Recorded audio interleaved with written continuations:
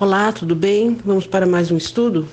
Hoje veremos o capítulo 6 do livro de Daniel. Nesse capítulo, nós veremos a história se repetindo. O que aconteceu com Daniel quando ele era jovem, volta a acontecer agora na velhice. Vamos ver então o que diz os versos 1 até o 3. Pareceu bem a Dario constituir sobre o reino 120 sátrapas que estivessem por todo o reino, e sobre eles 3 presidentes, dos quais Daniel era um, a fim de que estes sátrapas lhes dessem conta e que o rei não sofresse dano. Então, mesmo Daniel sobrepujava a estes presidentes e aos sátrapas, porque nele havia um espírito excelente, e o rei pensava constituí-lo sobre todo o reino. No último estudo, nós vimos como o Império Babilônico caiu pelas mãos de Ciro, que na época tinha apenas 25 anos de idade. Era natural que ele deixasse em seu lugar, reinando, o tio dele, Dario, que tinha 62 anos. E Dario se tornou o primeiro governante do Império conquistado. Sabiamente, Dario dividiu o império dele em 120 satrapias, sendo que cada uma era dirigida por um príncipe, portanto, 120 príncipes, certo? Cada 40 satrapias era governada, era dirigida por um presidente. E Daniel era um desses 3 presidentes. É como a divisão de um país, por exemplo. O país seria o império. Os estados seriam as satrapias. As cidades seriam, então, essas 40 satrapias de responsabilidade de um governante. As cidades são governadas por prefeitos. Assim também, cada grupo com 40 satrapias é governado pelos presidentes. E Daniel, apesar de idoso, nós vemos aqui que mais uma vez ele se sobressaiu por causa do seu trabalho consciencioso, por causa da sua fé, por causa da sua responsabilidade. E aí é que começou o problema. Os outros 2 não acharam que isso era justo, porque Daniel era um cativo, mas na verdade o que havia por trás era a inveja e a inimizade deles por Daniel, como nós então veremos mais adiante. O texto aí diz que o rei fez esse arranjo para que não sofresse dano, ou seja, precauções foram tomadas para evitar perdas em arrecadação de impostos e outros danos mais. Nós podemos ver isso também lá em Esdras, no capítulo 4, versos 13 até o 16. E o rei viu em Daniel um espírito excelente, como diz aí o texto. Essa não foi a primeira vez que a realeza observou isso em Daniel. Nabucodonosor, exaltando a Daniel, disse que ele tinha o espírito dos deuses santos. Isso está lá em Daniel, capítulo 4, versículo 8. Também a rainha mãe usou o termo espírito excelente, se referindo a Daniel. Isso está lá em Daniel, capítulo 5, versículos 11 e 12. E não só isso. Também as qualidades de Daniel, como integridade, fidelidade, lealdade, sinceridade, raramente eram vistas em servidores naqueles dias. E em pouco tempo de convívio, Dario se convenceu que Daniel seria uma escolha sábia como um chefe administrador do novo império e um conselheiro da coroa. Vamos seguir adiante, verso 4 agora. Nisso, os presidentes e os sátrapas procuravam achar ocasião contra Daniel a respeito do reino, mas não podiam achar ocasião ou falta alguma, porque ele era fiel e não se achava nele nenhum erro nem falta. Quando Daniel foi elevado a um posto civil mais alto, o mais alto, aliás, do governo, abaixo do rei, o rei então causou ciúmes nos outros, os dignatários medo-persas, porque além de tudo, Daniel era judeu, era ex-ministro de Babilônia também, Então, de acordo com eles, isso é um motivo suficiente para que ele não fosse elevado a um cargo como aquele. E, de acordo com as suas expectativas, eles é que deveriam ocupar essa posição, e não aquele cativo. Apesar de idoso, Daniel continuou íntegro e leal a Deus, acima de tudo, e isso só lhe trouxe benefícios. Daniel não era político, ele sempre serviu a Deus e nunca a um partido feito por homens. O que ele fazia era cumprir os seus deveres, subordinado aos medos, tão fielmente quanto ele fez aos babilônios. Altos cargos no governo não eram novidade para Daniel. Anteriormente, ele também havia alcançado cargos como esse. E ele foi posto na corte de Nabucodonosor quando ele era bastante jovem e alcançou ali elevadas posições. E isso manteve ele durante a maior parte das dinastias babilônicas e também persas. Daniel não era o tipo de pessoa que merecesse ódio ou crítica de ninguém. Mas, ainda assim, ele era odiado, porque havia sido exaltado. Quanto mais sucesso uma pessoa alcança, mais ela é desprezada. Pode prestar atenção nisso. Estavam aqueles homens, então, decididos a derrubá-lo e passaram a observá-lo, observar os movimentos dele, a fim de encontrar algo que realmente desacreditasse a sua autoridade. Tudo, então, que se passava na vida diária de Daniel era observado por aqueles espias. Cada documento que passava pelas mãos dele, cada item de negócio que era levantado relacionado ao seu trabalho, cada orientação que ele dava, cada palavra que ele falava, tudo era examinado com espírito de inveja e de ciúme. Cada artifício que pudesse levar a desacreditar a Daniel era usado então por eles. Cada informação era investigada. Vamos ver adiante, verso 5 agora. Pelo que esses homens disseram, nunca acharemos ocasião alguma contra este Daniel, a menos que a procuremos no que diz respeito à lei do seu Deus. Os hábitos de Daniel eram-lhe bastante conhecidos, e logo ficou claro que, por causa da sabedoria e a fidelidade dele, seria impossível incriminá-lo. Havia apenas um ponto em que eles achavam que seria vulnerável, que poderia derrubá-lo. Era justamente a fidelidade dele a uma forma diferente da deles de cultuar. Na verdade, a perseguição religiosa tem ocorrido como um resultado da deslealdade à igreja do Estado. E é com base nisso que os cristãos hoje podem antecipar a perseguição final que vai se levantar contra eles. Assim, aqueles homens encontraram na fé de Daniel uma forma de acusá-lo contra os costumes pagãos. Vejamos o que aconteceu em seguida, versos 6 até o 9. Então os presidentes e os sátrapas foram juntos ao rei e disseram-lhe assim: Ó rei Dario, vive para sempre.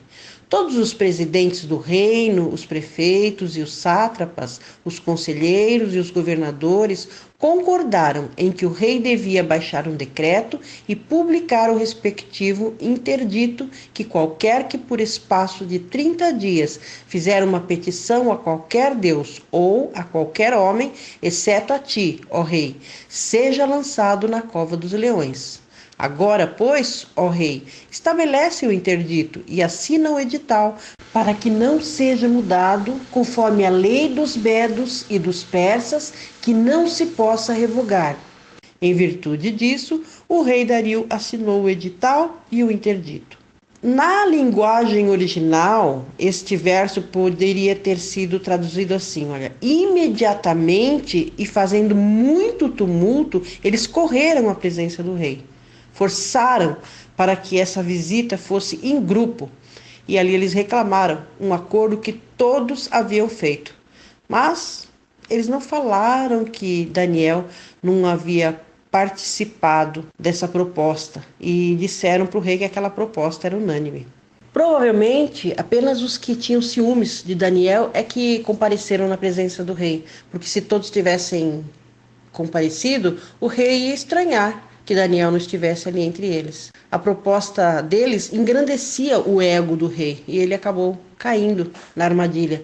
Ele estava convencido de que tudo foi feito por amor e apreciação. Exteriormente, aquela requisição parecia razoável. Qualquer um que quisesse orar para outro Deus poderia muito bem adiar suas petições por apenas um mês, não era tanto tempo assim. Vejamos o que diz o verso 10.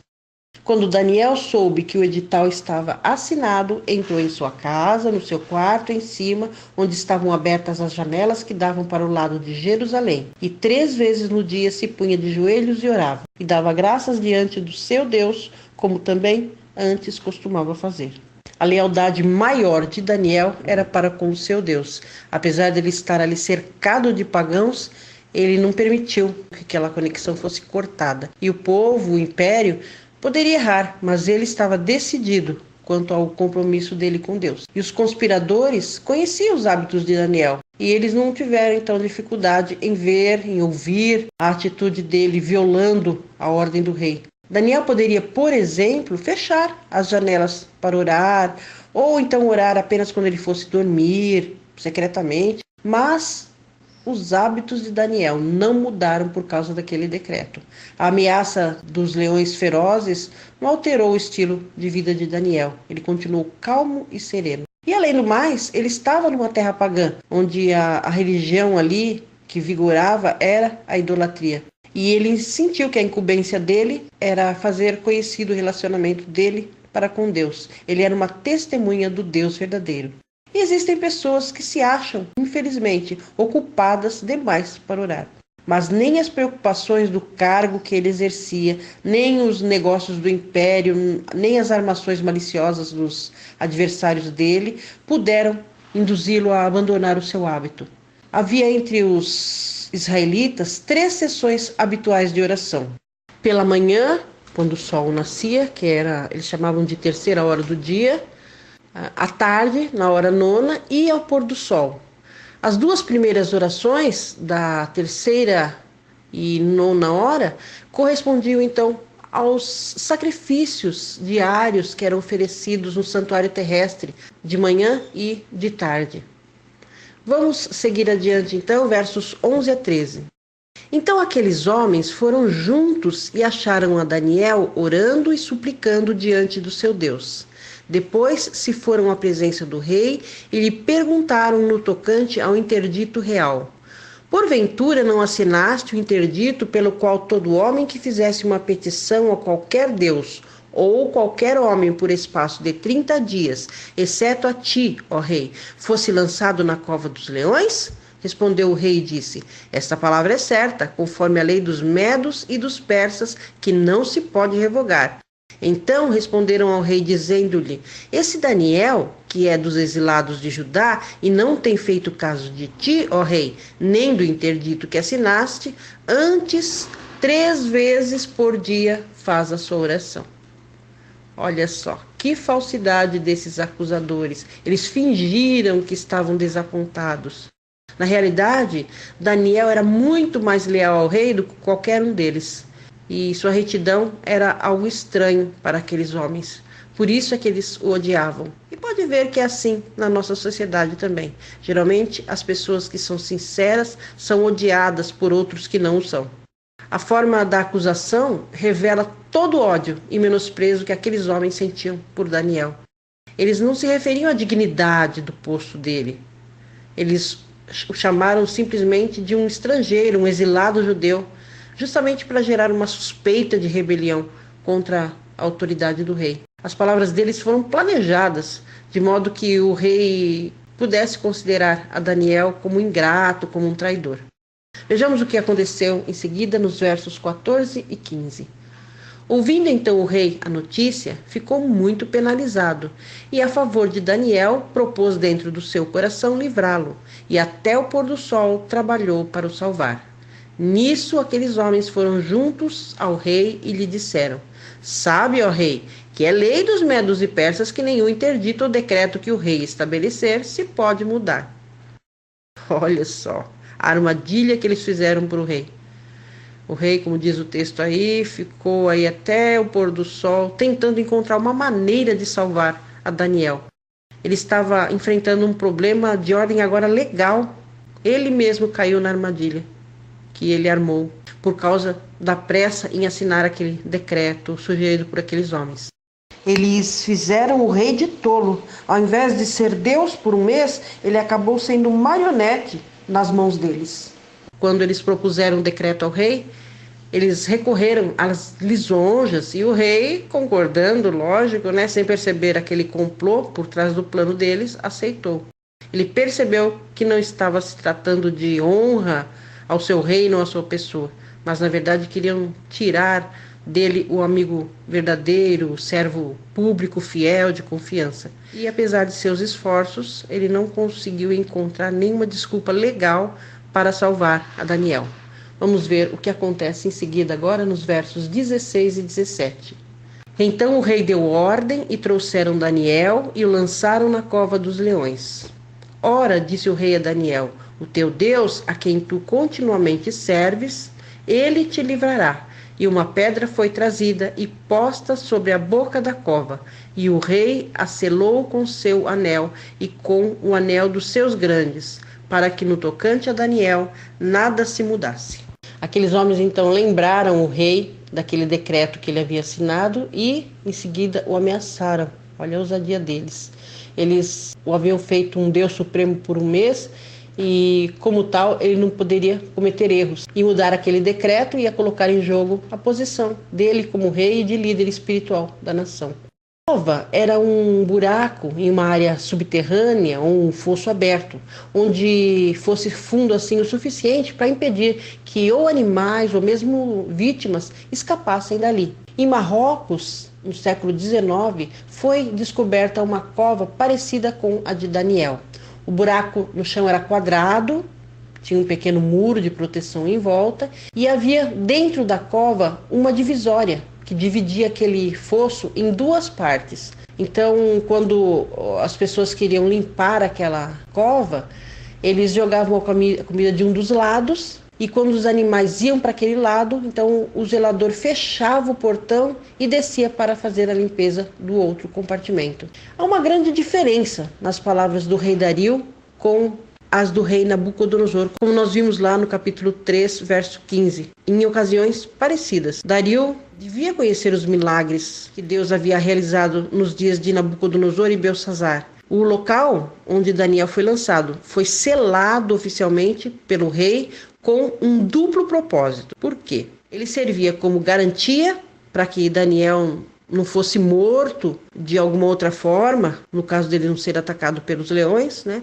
E também porque ele tinha esperança de que o Deus de Daniel o salvasse. Então, naturalmente, ele tomaria precauções contra qualquer interferência dos homens ali que estavam determinados a tirar a vida de Daniel. Por outro lado, havia uma garantia para os inimigos de Daniel que, através daquele selamento, ninguém ia conseguir salvá-lo, no caso dele não ser imediatamente despedaçado pelos animais.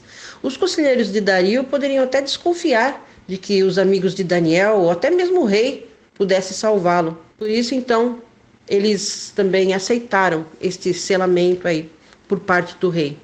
E como era feito esse selamento? Algumas tumbas egípcias podem servir para ilustrar essa técnica usada.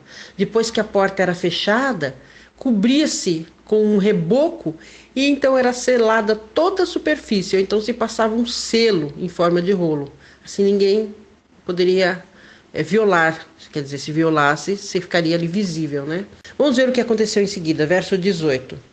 Depois o rei se dirigiu para o seu palácio e passou a noite em jejum, e não foram trazidos à sua presença instrumentos de música, e fugiu dele o sono.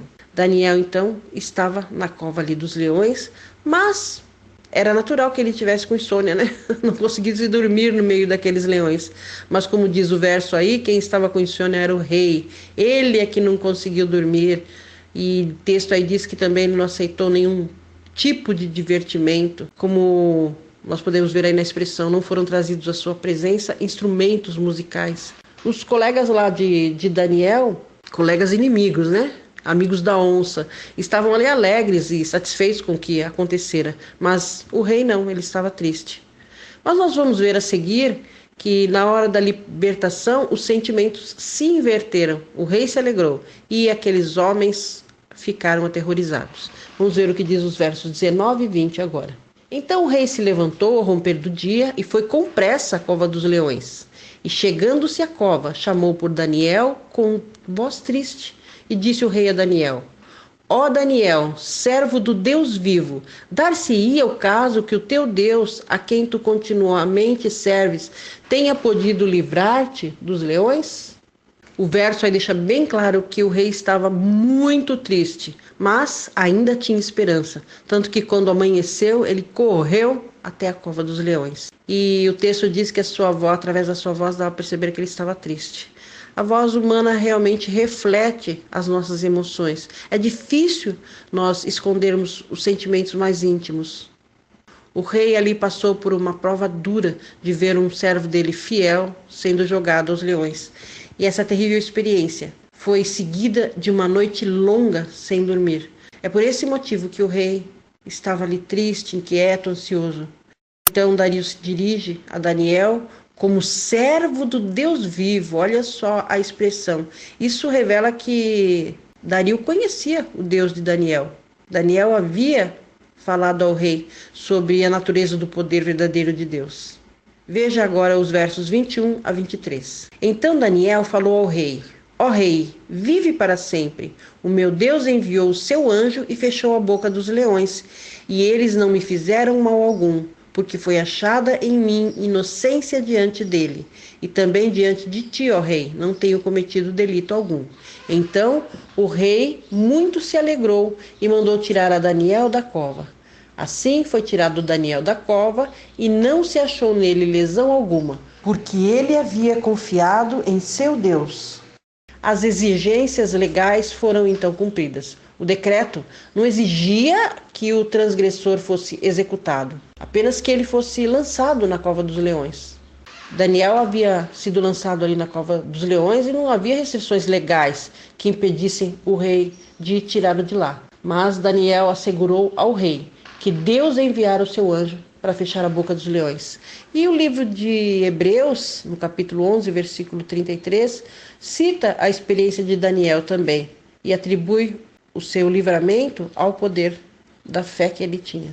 A parte realmente importante dessa história não é o livramento. Mesmo que os leões tivessem ali devorado a Daniel, ele teria triunfado.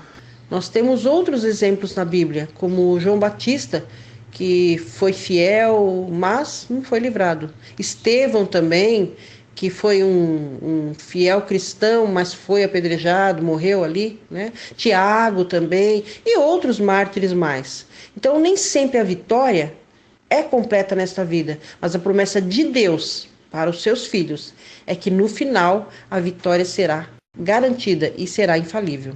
O verso 24 diz: E o rei deu ordem, e foram trazidos aqueles homens que tinham acusado Daniel, e foram lançados na cova dos leões. Eles, seus filhos e suas filhas, e ainda não tinham chegado ao fundo da cova, quando os leões se apoderaram deles e lhes esmigalharam todos os ossos. Olha só, não havia dúvida de que aqueles leões realmente estavam famintos, né? Porque antes que eles chegassem ao fundo da cova, eles já haviam sido devorados, como diz o texto aí. A punição severa parece um ato bárbaro por parte daquele rei, porque ele acabou lançando aqueles homens, então, para os leões. Mas era uma atitude comum naqueles dias. A história antiga dá vários exemplos de atos assim. Por exemplo, Amã, quando ele tentou destruir Mordecai, ele mesmo foi destruído. Também aquela outra história que nós vimos aqui no livro de Daniel mesmo, daqueles 3 hebreus, amigos de Daniel, que os invejosos sábios lá tentaram derrotá-los e acabaram sendo eles mesmos derrotados e aqueles hebreus foram exaltados. Os inimigos de Deus sofreram então o destino cruel que haviam planejado para eles. E agora o mesmo acontece com Daniel, enquanto Daniel foi promovido e honrado ali pelo rei. É triste saber que aquelas famílias também foram lançadas junto com aqueles homens invejosos, né? Por que aquelas famílias tinham que ser destruídas junto com aqueles homens culpados? Provavelmente é porque elas também concordavam com as iniciativas más e inspiraram também eles a irem contra Daniel. E aí, de alguma forma, contribuíram para o crime. Vejamos o que diz agora os versos 25 a 28. Então o rei Dario escreveu a todos os povos, nações e línguas que moram em toda a terra: paz vos seja multiplicada. Com isto vos faço um decreto, pelo qual em todo o domínio do meu reino os homens tremam e temam perante o Deus de Daniel, porque ele é o Deus vivo e permanece para sempre, e o seu reino nunca será destruído, e o seu domínio durará até o fim. Ele livra e salva, e opera sinais e maravilhas no céu e na terra. Foi ele quem livrou Daniel do poder dos leões. Este Daniel, pois, prosperou no reinado de Dario e no reinado de Ciro, o persa. Assim como o rei Nabucodonosor no passado fizera, Dario também faz agora, depois desse triunfo de Daniel. Ele fez aí então um testemunho público para que todos vissem ali a vitória, o triunfo de Daniel. A vida de Daniel foi, naquela época e é para nós ainda hoje, uma lição de que Deus nos livra de leões até maiores e mais perigosos do que aqueles que ameaçaram a Daniel. A libertação do pecado, por exemplo, é uma libertação maior do que aquela que Daniel experimentou. Aquele mesmo poder que libertou Daniel de danos físicos está disponível para nós ainda hoje. Deus quer salvar pessoas. Assim como aconteceu com Daniel, nós podemos também triunfar por meio da graça divina mediante a fé. Deus abençoe a você para que você seja fiel mesmo diante da morte, como fez Daniel, e com certeza você alcançará a vitória, se não nesta vida, na vida por vir com certeza. Ficamos então por aqui, que Deus te abençoe e nos vemos em nosso próximo encontro. O assunto será Daniel capítulo 7. Até lá!